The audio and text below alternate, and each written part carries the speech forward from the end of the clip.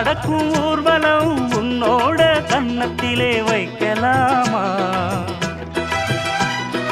அந்தியிலே சந்தனத்தை பூச, ஆசைகளை கண்களிலே பேச, சேலையிலே நீ விசிறி வீச, காலையிலே பார்த்த கண்ணு கூச.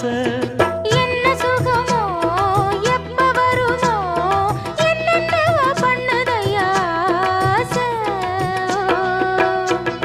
மலையோரம் மாங்குருவி மாவிலையில் பாட்டெழுதி பாடுதடி.